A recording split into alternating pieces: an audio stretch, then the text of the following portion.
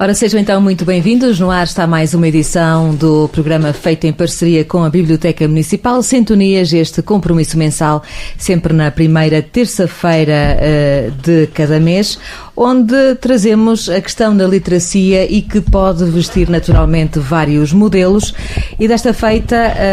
e também com diversas entidades. Ora, este mês de abril é rico em efemérides. Atrevo-me a dizer que a maior contempla mesmo isto a que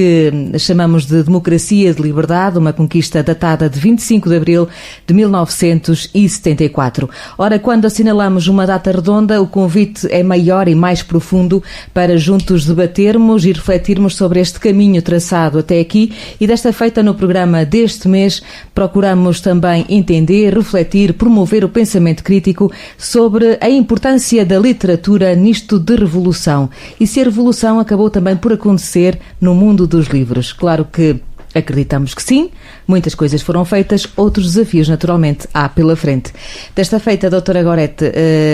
um mês de abril rico em efemérides, mas neste 2 de abril há uma especial. Naturalmente, antes de mais cumprimentar todo o auditório e um cumprimento especial ao Sr. Subdiretor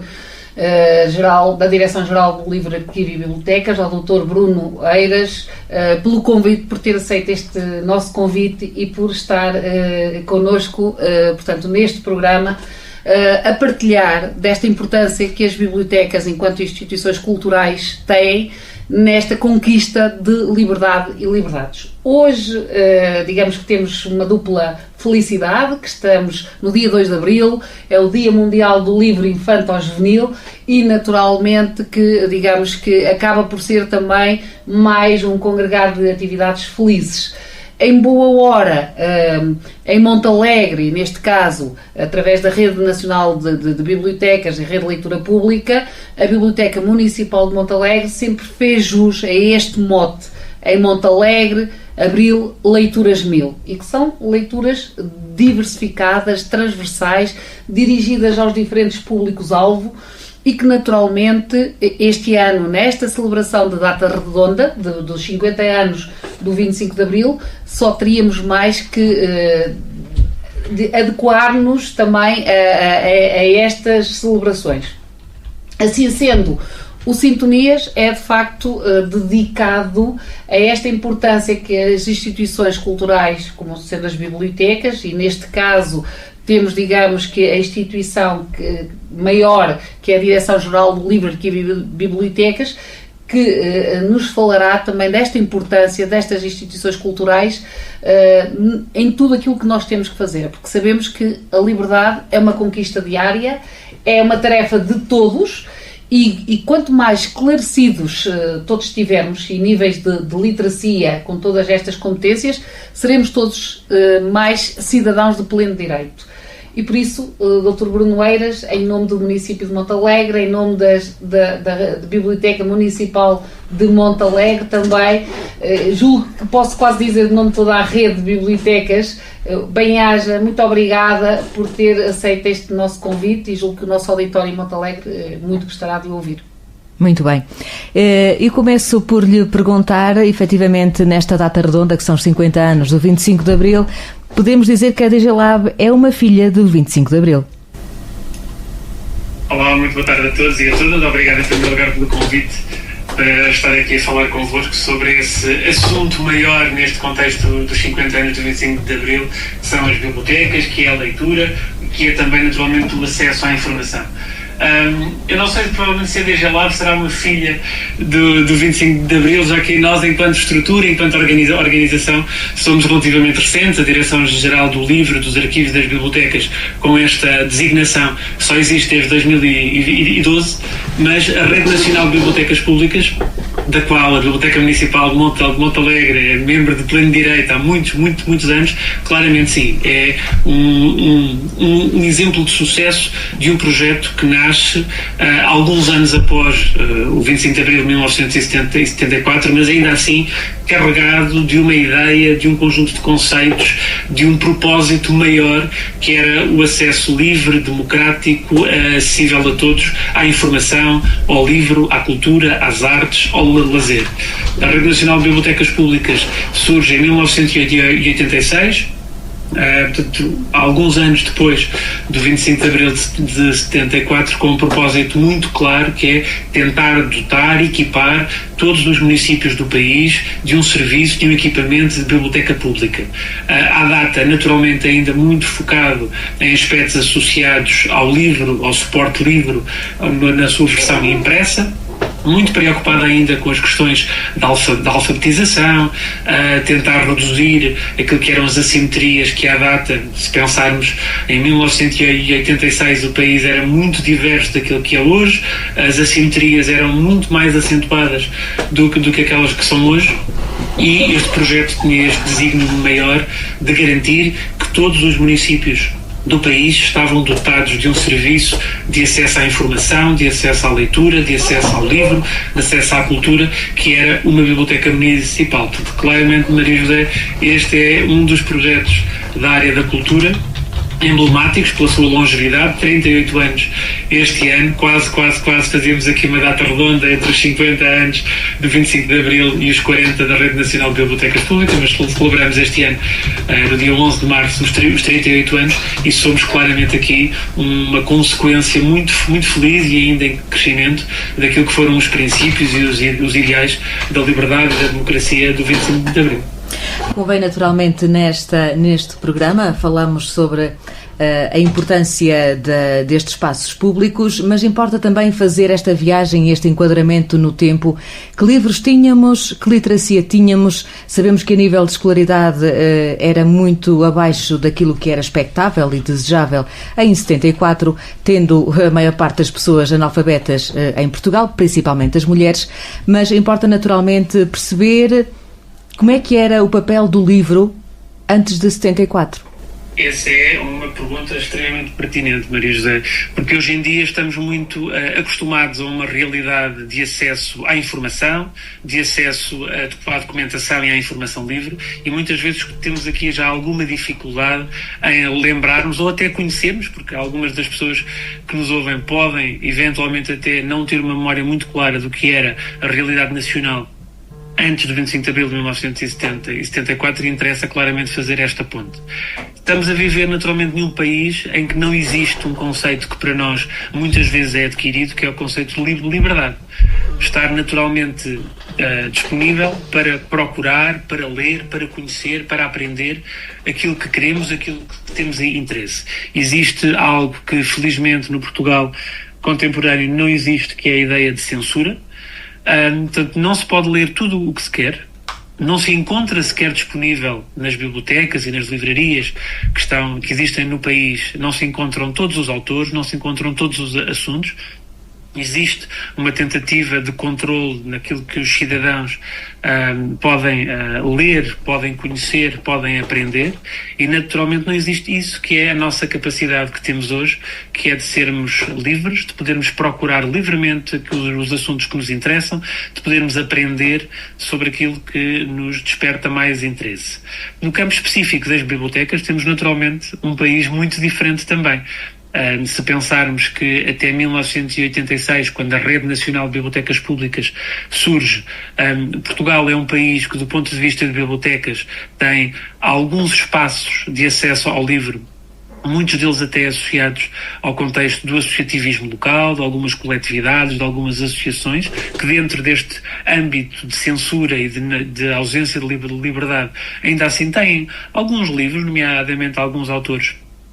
clássicos portugueses, algumas obras de referência, alguns dicionários, algumas enciclopédias, mas é um país que, do ponto de vista de serviço público, de acesso à informação, ao livro e à leitura, é naturalmente extremamente limitado. Existe um espaço que, para algumas das pessoas que nos ouvem, pode ser bastante familiar, que eram as bibliotecas da Fundação Carlos de Gulbenkian, tanto na sua vertente fixa como na sua vertente de biblioteca móvel, e esse sim é no Portugal, antes do 25 de Abril de 1974, claramente um serviço diferenciador de acesso à informação, de acesso ao livro, que eram os serviços das bibliotecas itinerantes da Fundação Gulbenkian, que muitos de nós ainda guardamos prazerosas memórias do que era ver aquela carrinha chegar às nossas localidades, sendo praticamente o único local de acesso à informação e ao livro, e de resto existia um país obscuro, deprimido, onde a liberdade efetivamente não existia e onde para a maioria dos cidadãos, nomeadamente, como referiu, para quem vivia fora dos grandes centros urbanos, para as pessoas que tinham poucos níveis de escolarização, claramente também para as mulheres, o acesso à informação era extremamente difícil, onde não se sabia o que acontecia na outra parte do país, onde não se sabia o que é que acontecia nos outros países do mundo. Portanto, era uma realidade nacional. Importa recordar que ela existiu só há 50 anos, não é assim há tanto tempo, e importa também tê-la como referência para valorizar aquilo que temos hoje no contexto das bibliotecas públicas, mas no contexto também da liberdade, do exercício da cidadania e da democracia. Certo é que, portanto, esta importância que as bibliotecas têm, as bibliotecas públicas têm, estão intimamente ligadas também com aquilo que foi ou não prioritário nas governações sucessivas que tivemos. E, neste caso, a prioridade educação, porque de nada vale termos um espaço cheio de livros se pouca gente interessada temos para os ler. Portanto, qual é a análise que faz em relação às políticas da educação que têm sido seguidas ao longo destas 5 décadas? Naturalmente que, se calhar, nos últimos 10, 20 anos houve uma maior insistência por parte do Governo de elevar a questão da escolaridade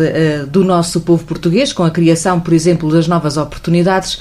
Foi um passo, foi uma medida, mas como é que pode avaliar, portanto, este percurso daquilo que são ou têm sido as diretrizes de quem manda e de quem pode influenciar a educação num país? A questão é muito pertinente se virmos que a Biblioteca Pública está naturalmente aqui numa posição de charneira e de complementaridade entre a cultura e a educação. Na nossa opinião, a forma como foi feita a concepção do programa da Rede Nacional de Bibliotecas Públicas, que permitiu a criação de um conjunto de espaços modernos, atrativos e apelativos do acesso à informação, foi sempre pensada numa componente mais da cultura do que da educação. Ainda que naturalmente elas fossem complementares, ainda que naturalmente, por exemplo, no contexto atual, existe uma grande relação entre aquilo que é o trabalho das bibliotecas públicas e a componente da educação, e não falo só da educação formal, da educação das escolas, no que diz respeito ao ensino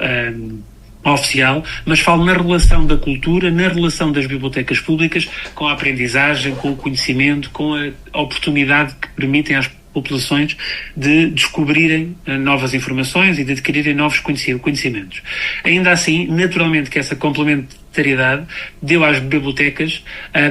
um cariz um pouco mais instrumental, ou seja, não se pretendia apenas que as bibliotecas fossem agentes passivos nas comunidades do acesso à informação, mas desafiava-se a que as bibliotecas, e aqui na sua relação também com os municípios, já que em Portugal as bibliotecas públicas municipais são tuteladas pelos municípios, neste caso aqui que estamos a falar neste contexto, pelo município de Montalegre, na sua excelente biblioteca municipal. Portanto, e sempre perspectivamos este trabalho nessa dupla vertente. Por um lado somos cultura, mas por outro lado também temos este contributo na área da educação. Tendo essa vertente e sendo essencial a educação e sendo também uma limitação que existia em Portugal antes do 25 de Abril de 74, dado a taxa de analfabetização que tínhamos e os baixos índices de qualificação da população. Quando no final da década de 80 e de início da década de 90 e hoje, em 2024, quando estamos aqui a falar, há um caminho extraordinário de evolução, de complementariedade nos serviços, complementariedade na abordagem, para que cultura e educação naturalmente se relacionem, mas que não se vá de alguma forma, vamos usar uma expressão um pouco mais forte, mas que permite clarificar melhor o conceito, que não vamos de alguma forma polarizar a cultura, que não vamos tornar a cultura quase como se fosse um nicho afeto à área da educação, já que a cultura naturalmente tem que estar disponível para todos os segmentos de público e não só para aqueles segmentos que frequentam o ensino oficial e que estão inseridos num sistema de ensino oficial, mas essa relação claramente foi aproveitada da melhor forma pelas políticas públicas naquilo que era a capacidade da biblioteca pública fazer a diferença e ter um impacto na comunidade. Eu julgo que o melhor resultado e a melhor evidência que temos dessa complementariedade entre a cultura e a educação foi que cerca de 10 anos depois da criação da Rede Nacional de Bibliotecas Públicas surge a Rede de Bibliotecas Escolares, em que claramente veio aproveitar todo o trabalho de terreno, todo o trabalho de proximidade, todo o trabalho que já tinha sido e todo o investimento que tinha sido feito pelos municípios na criação da sua biblioteca pública, já que grande parte dos recursos das bibliotecas escolares decorriam naturalmente daqueles que eram as iniciativas e as dinâmicas já existentes nas bibliotecas públicas. Portanto, temos esta complementaridade entre cultura e educação, um caminho que naturalmente foi positivo, extremamente positivo, não só nas oportunidades que se criaram para os diferentes segmentos de público, a diversificação dos percursos formativos, o encarar que a educação é algo que podemos fazer no contexto da escola oficial e do sistema oficial de ensino, mas também existem outros caminhos possíveis, mas também não deixando de colocar a biblioteca pública mais nesse eixo da cultura e da democratização no acesso para todos os segmentos de público, do que só olharmos para a biblioteca pública com essa lente meramente da educação, e da educação falo numa perspectiva formal. Claro que a educação no seu contexto e na sua gênese tem uma preocupação muito mais abrangente, mas é uma relação de cooperação entre as duas áreas, mas sempre pensando que as bibliotecas públicas são cultura antes de serem naturalmente a área da educação. Eu atrevo-me a dizer, e se calhar a caracterizar, doutora Gorete, que esta dinâmica das bibliotecas públicas tem tido um upgrade. Antigamente tínhamos uma biblioteca institucionalizada, hoje temos mais uma biblioteca humanizada, sem perder a sua institucionalidade, não é? Sim, naturalmente. Aliás, digamos que essa também a estratégia, se assim podemos falar, que os serviços têm vindo a utilizar. E acima de tudo, uma estratégia, uma biblioteca fora de portas.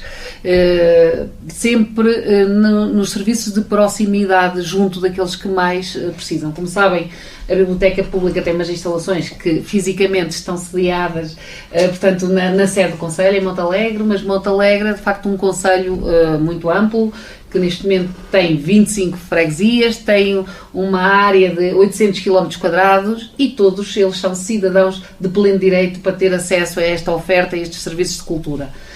Nesse sentido, temos, portanto, uma biblioteca itinerante, que seguimos também as boas práticas daquilo que foram também as práticas da Gulbenkian, que é um bocado inspirada com novas diretrizes também emanadas pela Rede Nacional de Bibliotecas Públicas. E naturalmente prestamos já um conjunto de serviços a toda a comunidade e sempre que possível de forma próxima. Para além desses serviços de biblioteca itinerante, nós temos também vários projetos que vão direcionados aos diferentes públicos-alvo e que têm estreitado laços, têm dado a conhecer os serviços, tem crescido a relação de proximidade também, de confiança, do que tem sido uma verdadeira biblioteca municipal. Registro o seguinte, que nós temos algumas situações, porque, sobretudo na nossa comunidade e pela experiência que temos vindo a desenvolver, não foi fácil, e muitas vezes não é fácil, implementar-nos na comunidade e dizer, estão aqui estes serviços, são úteis, utilizem-nos. A verdade é que tivemos sempre este arrojo e esta determinação de sairmos fora de portas, mesmo nevando, geando, chovendo, dando sol, nevando, exatamente. A biblioteca está fora de portas. Tenta também seguir sempre também os princípios e as diretrizes emanadas pelas instituições que nos tutelam, e naturalmente que também nos dão todo um conjunto de saberes fazer, de partilhas, de práticas, eles próprios que transportam também de outros contextos internacionais e que vamos adaptando a esta realidade nacional. E naturalmente nós também temos sempre este apanágio de estar também em primeira linha e aportando aquilo que é possível também às nossas realidades. E é prática não só irmos, imaginem, às situações de educação formal, às escolas, aos jardins de infância, mas irmos também às associações, aos lares, aos centros comunitários. Não fazemos só empréstimo de livros, mas fazemos também competências digitais, literacia digital, que tentamos sempre associar-nos a outras entidades que promovam, de certa forma, saberes fazer, saber estar, tendo sempre como objetivo o desenvolvimento integral dos cidadãos para quem trabalhamos, estando eles nas diferentes faixas etárias e, naturalmente, concorrendo também sempre para oferecer serviços diversificados, tendo esta panóplia não só de cultura, certo? Que é, digamos, o leitmotiv, mas também as questões de educação, de segurança, de saúde, e temos vindo sempre a trabalhar afincadamente com as demais instituições que tutelam essas diferentes áreas. Digamos que a Biblioteca Municipal de Montalegre, para além de pertencer à Rede Nacional de Bibliotecas Nacionais, a Rede Nacional, pertence também a um conjunto de outras redes e que, de certa forma, é todo este trabalho colaborativo que vai cimentando este trabalho de promoção destes espaços culturais que devem ser úteis e, sobretudo, o desafio para quem lá trabalha é fazer sentir a necessidade desses serviços na comunidade. Felizmente, e em boa hora, e portanto estamos em casa, a Maria José tem sido uma das pessoas que tem vindo também a acompanhar este trabalho. Desinquietamos as instituições e, neste caso, a rádio, e deixo aqui também mais uma vez este agradecimento e reconhecimento pelo microfone que nos tem sempre aberto para conseguirmos chegar a mais pessoas, mais longe, podemos democratizar também este acesso à informação, que é também um dos nossos motivos, e dar nota que, de facto, estas bibliotecas, quando disse mesmo humanizadas, de facto, as bibliotecas têm que ser humanizadas, têm que ser sentidas e vividas. E este é o grande desafio desta Rede Nacional de Bibliotecas, desta Biblioteca Municipal em particular, e que julgo que muito tem contribuído para o desenvolvimento cultural da comunidade. E acredito que, de facto, é um marco importante neste contexto e nesta efeméride que estamos a celebrar, os 50 anos de liberdade, de democracia, e não é por mero acaso que neste mês de abril a Biblioteca Municipal de Montalegre vai dar, ou melhor, vai promover uma coleção que é precisamente a coleção da Biblioteca da Censura. Portanto, temos uma série de ações e conjunto que vocês vão certamente ficar aqui o auditório todos convidados a seguir-nos de tudo aquilo que vamos fazendo e que vamos ver, inclusive, aliás, e dar a conhecer como é que existiam, não é? Como é que esses livros eram censurados e o porquê e como. Acho que isto que é de facto importante. Vai ser, digamos que, um trabalho que vai ser dirigido para toda a comunidade nas diferentes formas que estamos a preparar, para que de facto as pessoas tenham noção que não é tão simples, não era tão simples ler, por exemplo, um livro, Os 10 Dias que Abalaram o Mundo, do John Reed, ou A Alma Russa, do Joseph Conrad, ou O Ser Maior, que é um romance de Manuel da Fonseca, ou então A Comunicação, em que se dá a notícia de uma cidade chamada vulgarmente de Natália Correia, certo? Ou temos até outras ações, por exemplo, nós vamos ter no âmbito da nossa comunidade de leitores uma obra, e que será da responsabilidade da Biblioteca Municipal de Montalegre, a dinamização dessa sessão, que é o Botequim do Fernando da Costa, sobre a Natália Correia, não é? Que vemos, às vezes, apetecia-me, aliás, quando tivemos a oportunidade de ler o livro e de ver, assim, é aqui também um desafio para as bibliotecas tornarem-se botequins, não é? Sobretudo de gente culturalmente interessada, empenhada, e que naturalmente marca depois a diferença na atitude cívica e democrática que tem perante a comunidade. Sabemos que a democracia não é um dado adquirido e requer diariamente toda esta dedicação, manutenção e promoção dos valores democráticos. Perguntava ao Dr. Bruno de que forma que a DG Lab se organiza, principalmente com este propósito maior de preservar, de manter os pilares fundamentais de um país democrático.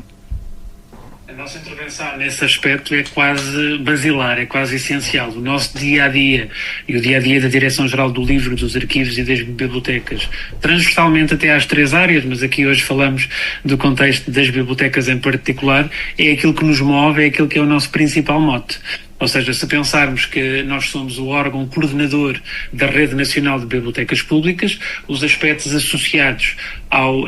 acesso livre à informação, o acesso livre ao conhecimento, é aquilo pelo qual trabalhamos há muitas décadas, há 38 anos que a Rede Nacional de Bibliotecas Públicas apoia os municípios na instalação e no equipamento de serviço de biblioteca pública. Portanto, esses são os pilares essenciais do próprio conceito de biblioteca pública. Há uma frase que eu costumo usar, mas que não é minha, ninguém sabe de quem é a frase, mas ela já foi citada muitas vezes e eu acho que ilustra bem aquilo que é uma biblioteca pública, é pensarmos no contexto atual, alguém que pensasse criar um serviço público onde fosse possível entrar, aceder à internet, ver um filme, ouvir uma música, ler um livro, levar todos esses documentos para a sua casa, poder assistir a um espetáculo de teatro, a um concerto de música, uma ação de formação sobre como elaborar um currículo, sobre como candidatar-se a um emprego, sobre como usar um computador. Portanto, pensemos neste sítio,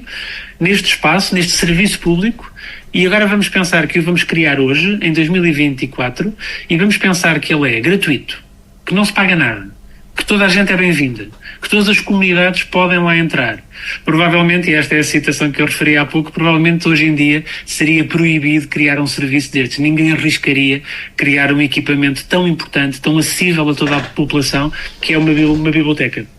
Um sítio onde seria possível usar uma panóplia imensa de serviços, todos eles gratuitos, mas com um fator diferenciador, que é isso que caracteriza as bibliotecas também. É a oportunidade de poder deslocar-se a um destes equipamentos e poder ser atendido por um bibliotecário, por um profissional qualificado, que assegure esse papel de mediação. Portanto, tudo isto, eu julgo que ilustra bem aquilo que são os princípios que a DGLab preconiza para as bibliotecas públicas, para a Rede Nacional de Bibliotecas Públicas, numa forma evolutiva. As bibliotecas de hoje não são as mesmas que nós tínhamos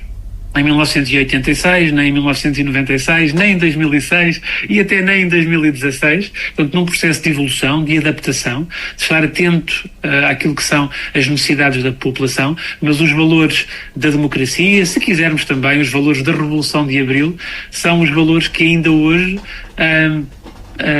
de alguma forma acabam por liderar aquilo que é o nosso trabalho com os municípios, no sentido de garantir que as bibliotecas públicas continuam a ser espaços privilegiados, livres, democráticos, independentes, onde a censura não tem lugar, nesse objetivo maior que é aceder à informação. E apesar da informação hoje já estar felizmente muito democratizada na televisão,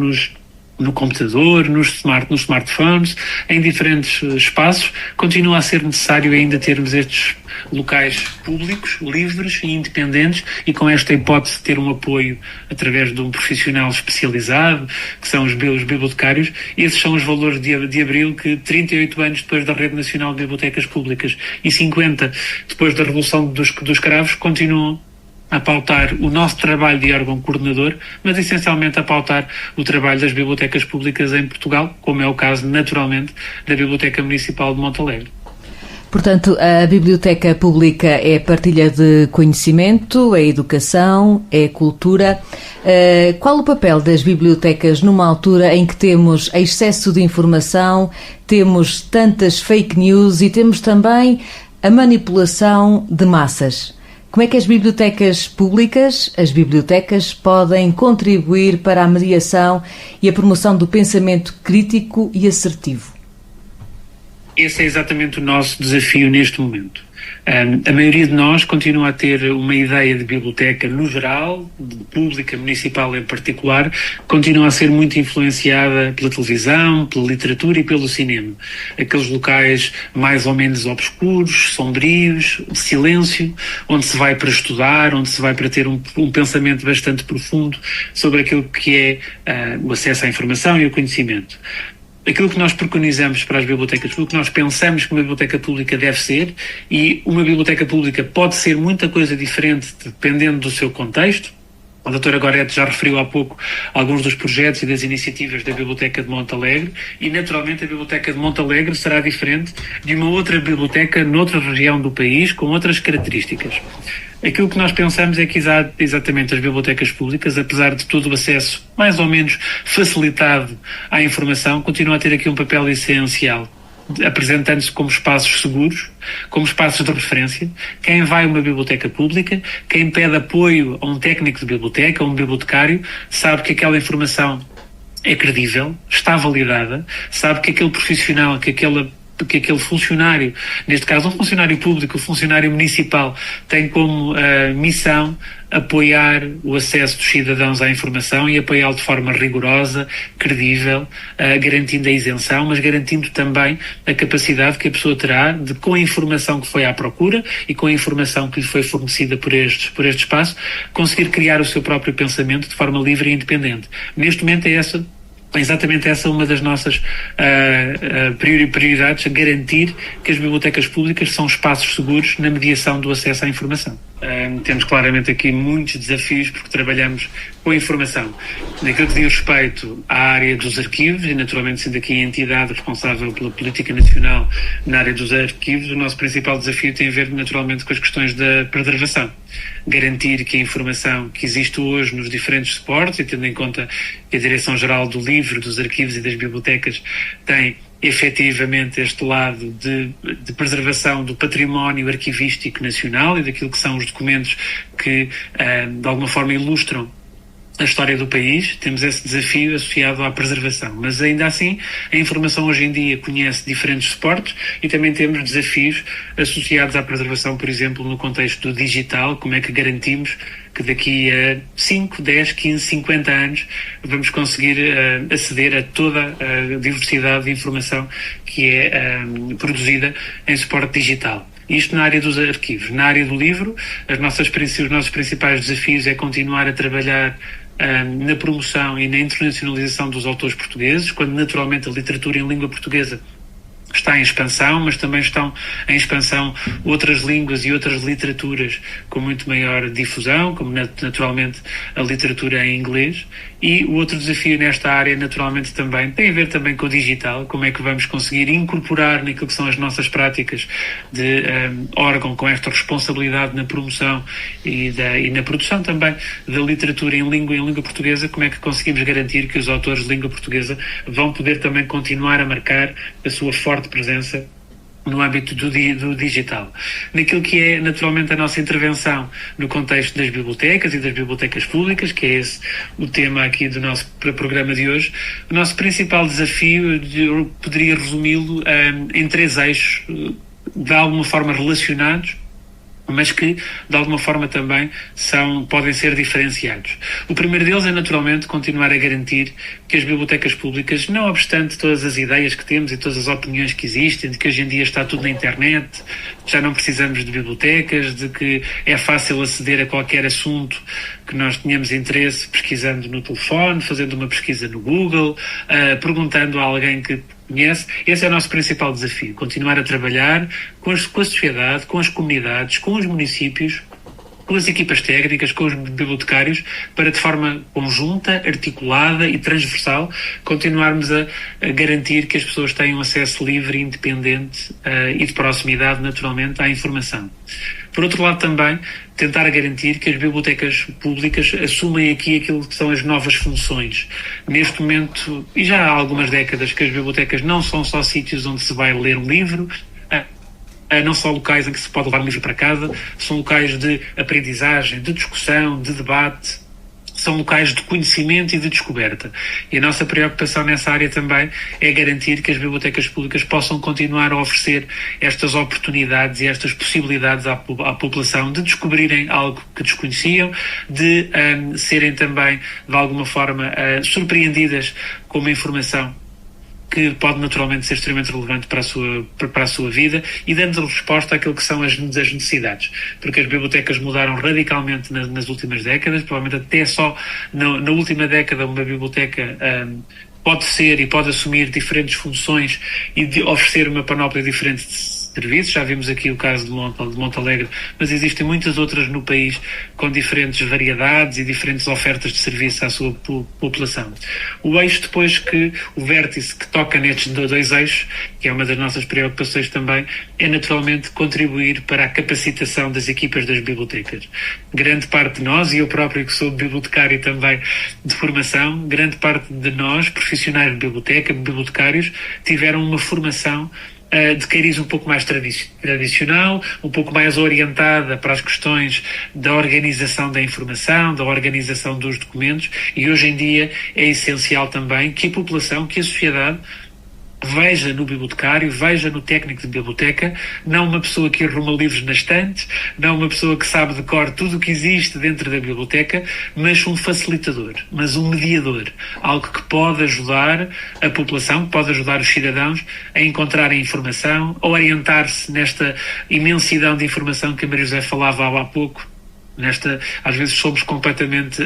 invadidos de informação por diferentes canais em diferentes suportes, temos dificuldade em posicionar-nos, temos dificuldade em formar a nossa própria opinião, e para nós é estratégico também apoiarmos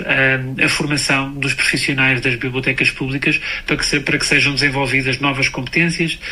adquiridos novos conhecimentos, aprendidas novas práticas de trabalho, para que as bibliotecas continuem naturalmente hoje e idealmente também no futuro a dar resposta às necessidades da população. Nós temos uma característica, não é nacional, não é exclusiva de Portugal, mas que existe um grande desconhecimento ainda hoje sobre aquilo que é uma biblioteca e tudo aquilo que lá se pode fazer. E isso condiciona muito a forma como as pessoas se aproximam da biblioteca. A doutora Gorete falava há pouco que às vezes é complexo conseguir fazer chegar a imagem, os serviços e a oferta das bibliotecas públicas junto da população, porque de alguma forma todos nós temos já uma ideia do que é uma biblioteca. Mas é importante que as pessoas também conheçam melhor, e isso é também um desafio adicional, se quisermos ver dessa forma, que é a importância de continuar a apresentar, continuar a mostrar tudo o que se faz numa biblioteca pública, porque estamos convictos de que se a população portuguesa, se a sociedade, se os cidadãos, se todos e todas aqueles e aquelas que nos ouvem aqui na Rádio Montalegre conhecessem melhor o que é a oferta dos serviços da Biblioteca Municipal de Montalegre e tudo aquilo que lá podem fazer no seu cariz mais tradicional, mas também do seu lado mais desafiante, a Biblioteca Municipal e do vosso território tem de facto, e há muitos anos, e alguns desses projetos nós temos também tentado contribuir para a sua dinamização e divulgação, tem projetos que são completamente, de certeza, fora do pensamento que a maioria das pessoas que moram no vosso território pensaria que uma biblioteca pode fazer isto. Mas isto é um serviço de biblioteca, portanto, continuar a trabalhar para que as pessoas conheçam, de facto, sem ter ideias feitas sobre o que é uma biblioteca pública, é claramente também uma das nossas prioridades, porque estamos certos de que, conhecendo melhor, passarão a frequentar mais, passarão também a exigir mais do serviço, passarão a ser mais interventivas e passarão, naturalmente, a aplicar aquilo que são os valores de Abril e os valores do 25 de Abril, que é formar cidadãos conscientes, críticos, exigentes também e interventivos na sociedade. Como é que se pode antever, portanto, a esta grande evolução, a este manancial de conhecimento? Não podemos fechar os olhos à evolução galopante naquilo que é a inteligência artificial, e sabemos que nas bibliotecas, com toda esta modernização, com esta toda humanização, não deixa de ter um certo modelo conservador e milenar, não é? Quando temos como principal fonte ou suporte os livros em papel, não é? Portanto, nós temos a internet, temos o ChatGPT e temos outras coisas que andam por aí, não é? Qual é o posicionamento, ou qual será o posicionamento destas entidades públicas no meio disto tudo que aí está e virá? A forma como nós vemos, e muito obrigado pela pergunta, Maria José, porque além de ser atual, ela vai ser incontornável no nosso contexto, e neste contexto dos serviços públicos, e neste contexto do acesso à informação, e é algo que nós queremos efetivamente trabalhar com as bibliotecas públicas. Aliás, fazendo um bocadinho aqui a ligação com o que eu referi há pouco, no âmbito do nosso trabalho para a capacitação e o desenvolvimento de competências das equipas das bibliotecas públicas, nós oferecemos anualmente um plano de formação para os técnicos das bibliotecas públicas, e uma das ações de formação que vamos oferecer este ano é exatamente de que forma é que a inteligência artificial se relaciona com as bibliotecas. Respondendo diretamente à sua questão, a forma como nós vemos a integração da inteligência artificial no contexto das bibliotecas públicas é, e pode parecer estranho isso que eu vou dizer, exatamente a mesma como posicionamos a biblioteca como um espaço de acesso à informação quando parece que estamos rodeados de informação por todo lado. O que é importante é, naturalmente, olhar para esta tecnologia, olhar para as suas vantagens e conseguir, de alguma forma, trabalhá-la para que ela sirva o propósito destas instituições. Eu posso dizer que no meu dia-a-dia, e não tenho nenhum prazer em fazê-lo, uso várias ferramentas de inteligência artificial, sempre com aquele propósito e com aquele sentido crítico, com o qual também devemos encarar grande parte da informação a que acedemos, de que, será que isto está certo? Será que isto está correto? Deixa-me validar estes dados? Onde é que eu posso confirmar esta informação? Agora, parece-nos que é totalmente impossível considerar que vamos repudiar qualquer utilização da inteligência artificial e que vamos fingir que ela não existe.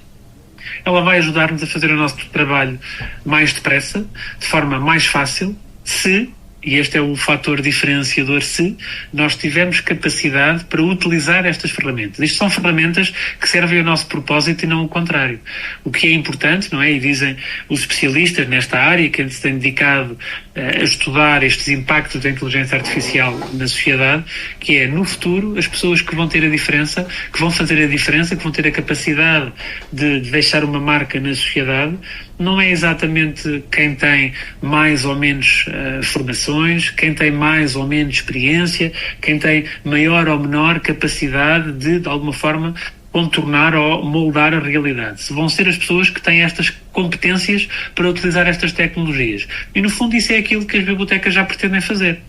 No nosso dia-a-dia, no contexto das bibliotecas públicas, uma das nossas preocupações é garantir que os cidadãos possuem as competências para, quando são confrontados com uma informação, quando ouvem notícias falsas, quando são confrontados com este movimento crescente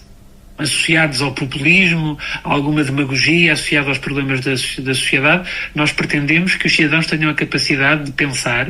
de analisar a informação e ter ferramentas que lhes permitam confirmar a veracidade e a validade daqueles dados. A inteligência artificial serve exatamente para isso, só que nos faz ainda, não é? Exige-nos ainda uma maior capacidade de não acreditar em tudo, naturalmente, o que estas ferramentas dizem, mas dotar-nos de competências para questionar, para pensar, para refletir, para analisar e para ter aquilo que nós consideramos que é essencial nas sociedades atuais e consideramos que as bibliotecas podem dar um contributo, que é pôr as pessoas a pensar, pôr as pessoas a refletir, questionem, vão à procura da informação certa, não acreditar em tudo aquilo que nos aparece num primeiro momento e ter a capacidade de relacionar.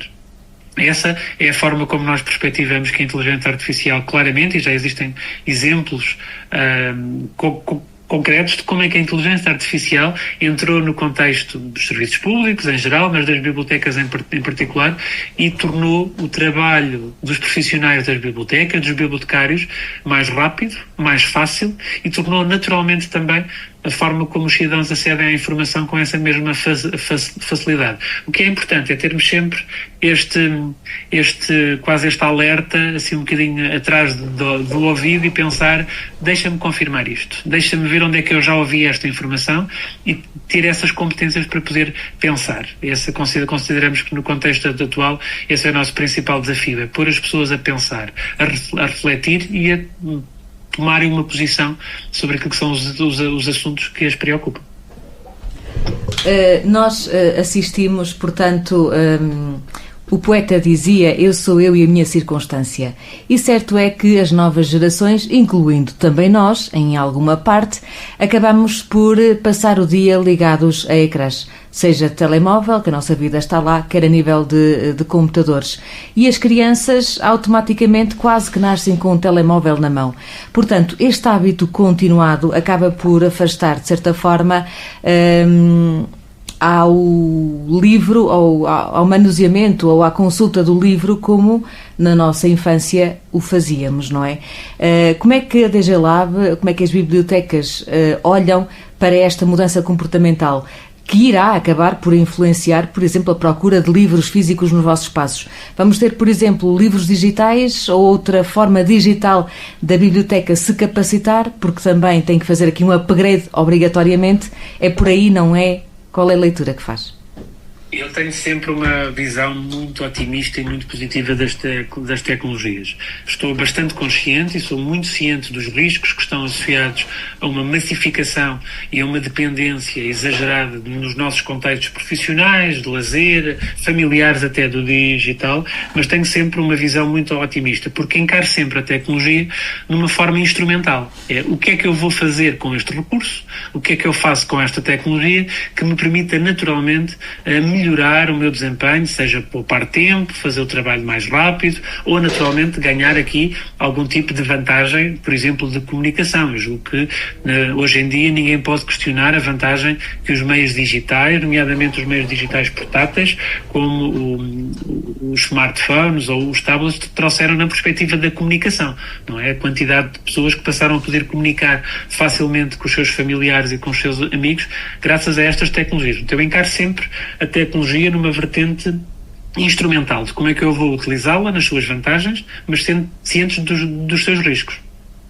As questões associadas às crianças é algo também que nós já debatemos bastante aqui no contexto da Direção-Geral e no contexto das bibliotecas.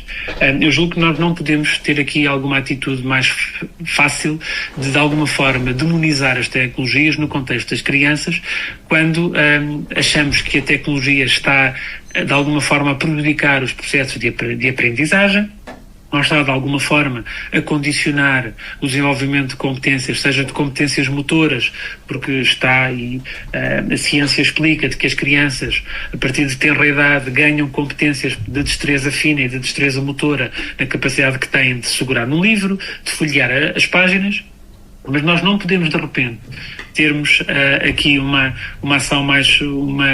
posição mais facilitadora de considerar que as tecnologias devem acabar e devem ser retiradas de todo o contexto, por exemplo, escolar ou do contexto da cultura e do lazer, mas quando depois, no contexto familiar, e isso agora tínhamos aqui, dava outro programa, não é? Perceber como e porquê que as famílias, em determinados contextos e por determinadas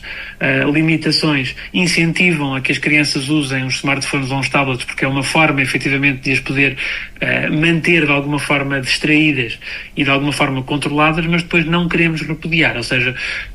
hoje em dia é praticamente indissociável, e a evolução da sociedade, felizmente, também nos deu isso, que nós não podemos considerar que há um conjunto de ferramentas em que podemos ter tudo o que é de bom, mas repudiar e afastar tudo o que é de mau. Tudo isto vem no mesmo pacote, tudo isto vem no mesmo bolo, e cabe-nos conseguir gerir aquilo que são as vantagens e aquilo que são os desafios. E eu digo desafios propositadamente para não dizer desvantagens. O digital vai-nos trazer isso, não é? O digital vai-nos trazer essa mudança de hábitos. Mas também os dados recentes dizem-nos que, apesar de existirem e-books há largas décadas, livros eletrónicos, livros digitais, também nos dizem que, apesar de muita gente ter premeditado e ter tentado adivinhar a morte do livro impresso, o facto é que ele continua aí, o facto é que os dados recentes continuam a dar-nos indicação de que a venda de livros continua, se não crescente, pelo menos recuperou grande parte daquilo que foram os impactos negativos do período da pandemia, e os dados recentes, quer de venda, quer de acesso a livros impressos e digitais, dizem-nos que o que estamos a assistir é uma complementaridade. Ou seja, as pessoas vão ler o seu livro impresso em papel em determinados contextos, no contexto de casa, no contexto, por exemplo, académico, se lhes for mais conveniente, já que grande parte dos nossos hábitos de aprendizagem estão muito associados a sublinhar, a tomar notas na margem dos livros, mas, por exemplo, quando vamos de férias ou quando vamos em viagem, não queremos levar um grande saco muito pesado com vários quilos de livros, então provavelmente podemos levar um leitor de livros digitais ou podemos levar um tablet e, de alguma forma, poder complementar. Os dados recentes, mesmo no contexto europeu, dão-nos conta de que o que estamos a assistir nessa relação entre o digital e o impresso é uma linha paralela que, de alguma forma, uma não prejudica a outra, mas numa lógica também, numa visão complementar, em que em determinadas alturas da nossa vida ou do nosso dia é-nos conveniente poder ler um livro ou poder continuar a ler livros num dispositivo móvel, mas naturalmente noutro ainda continuamos a preferir o toque do livro e o cheiro do livro. Mas é importante, como eu disse há pouco, que a tecnologia seja encarada com essa forma instrumental e de se adequar às nossas necessidades. Do ponto de vista interno, a DG Lab tem previsto ao longo deste ano, de 2020 e 2024, conseguir dar mais um passo no sentido de oferecer serviços diversificados através das bibliotecas públicas, e vamos finalmente ter em 2024 uma plataforma de empréstimo de livros digitais, os chamados e-books, em que esperamos que antes do final do ano as bibliotecas públicas possam ter essa plataforma de livros eletrónicos, de e-books, disponíveis para poderem emprestar gratuitamente aos seus utilizadores, e aí sim, mantendo esta lógica de complementaridade, continuaremos a ter as nossas bibliotecas públicas com estandes belíssimas, decoradas e com muitos livros impressos, mas para quem não pode ir à biblioteca, para quem tem algum tipo de dificuldade e não gosta de ler ou não tem capacidade de ler livros impressos, poderão fazê-los também através de livros digitais, mas mantendo sempre essa tónica de complementaridade, porque os leitores são diversos, porque as pessoas têm gostos diferentes e porque cada pessoa poderá ter naturalmente as suas necessidades. E trazendo isto aqui para o local, o que é que se pode dizer do Concelho de Montalegre? Qual é a nossa realidade? Temos ainda o livro como fiel companheiro? Como é que é? E não só, mas também, de facto, nós não temos ainda uma plataforma de e-books. Estamos à espera, portanto, eu acho que é uma felicidade, portanto, sabermos desta notícia em primeira hora, e graças ao facto de Montalegre estar nesta Rede Nacional de Bibliotecas Públicas em boa hora, portanto, vamos ter a oportunidade também que os nossos cidadãos fruam desta iniciativa. Muito obrigada já agora em nome de todos os cidadãos do Concelho de Montalegre, que vão até final de ano poder ter esta plataforma, ter acesso a esta plataforma. Isso é muito bom. Obrigada, Dr. Bruno, de facto, pela excelente notícia que nos traz e que partilhamos já neste dia também, que é de festa, o Dia Mundial do Livro Infantil-Juvenil. Portanto, esta notícia. De facto, nós também, aqui por casa, temos feito tudo esse possível, e a prova é que, mesmo até no âmbito da capacitação das tecnologias, desenvolvemos múltiplas ações e dando, de facto, esta nota de que podemos e devemos ler nos diferentes suportes. Importante é ler. Importante é termos competências de literacia. Importante é conseguirmos pensar, independentemente dos suportes que o possamos também fazer. E reitero também aquilo que disse, que é o facto de estas instituições, de certa forma, serem credoras ou certificadas, entre aspas, neste acesso à informação, nos diferentes suportes que temos. E eu queria só aqui dar como exemplo, sobretudo ao público, ao auditório que nos ouve, desta questão da leitura e da liberdade. Ainda há pouco tempo vivemos todos nós um período de grande privação, de falta de liberdade. A pandemia não foi assim há tanto tempo, não é? O Covid-19 não foi assim há tanto tempo. E lembro aqui que em primeira linha, não é, foram os serviços das bibliotecas municipais que mais rápido abriram a público, que continuaram o seu trabalho de empréstimo também, de fornecimento de serviços, até pelo passo que estavam à frente de outro tipo de serviços, quando tínhamos catálogos já todos direitinhos, as pessoas faziam os pedidos de empréstimo, portanto, automatizados. Lembro aqui, portanto, uma diretriz, precisamente, da DG Lab, da Rede Nacional de Bibliotecas Públicas, que era o trabalhar por si e para si. E que foi, digamos, grande bandeira e que deu, digamos, aqui este pulmão de liberdade, quando sabemos que tínhamos todos ordens de ficarmos presos, entre aspas, ou desse acesso, ou privados de acesso a outros bens e outros serviços. E as bibliotecas é um exemplo recente que me salta agora, conseguiram estar e dar esta resposta. Aquilo que nós acreditamos, de facto, é que estas instituições são instituições de primeira linha, com serviços também de primeira linha, promotores de cidadãos de pleno direito. E é isso que também em Montalegre os serviços da Biblioteca Municipal pugnam também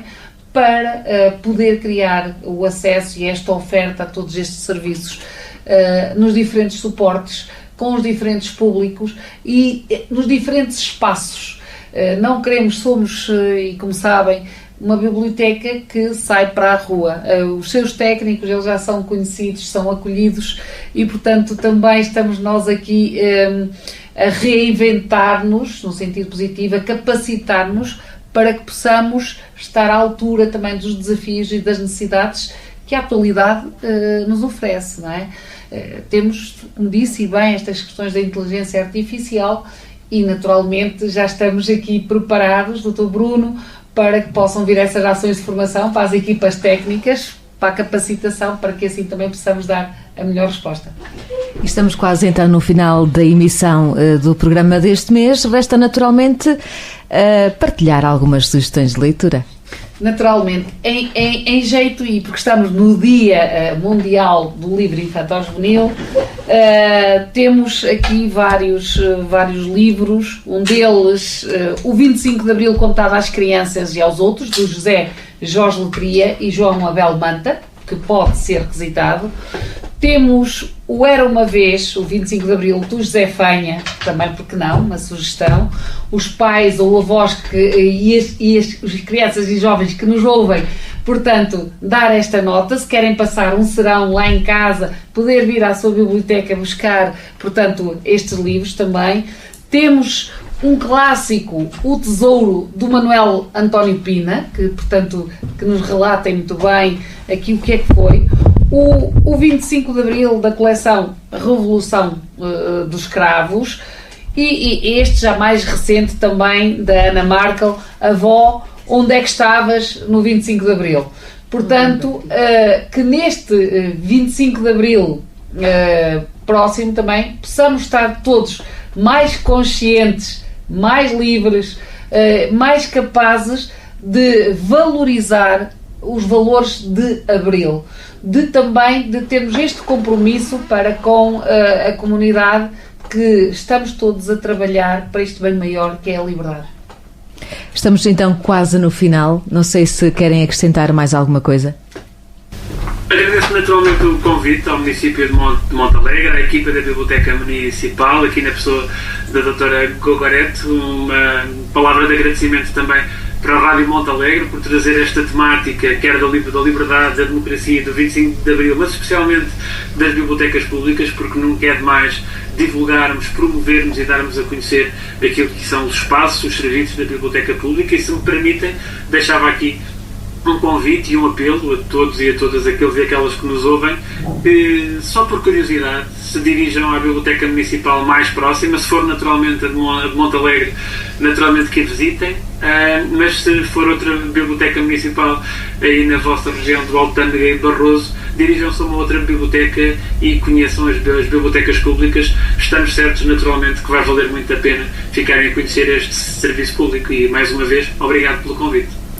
Muito bem, assim terminamos então mais uma edição do programa Sintonias, feita em parceria com a Biblioteca Municipal. Emissão nesta terça-feira, 2 de abril, à 1 da tarde e também às 10 da noite. E o programa volta também no próximo fim de semana.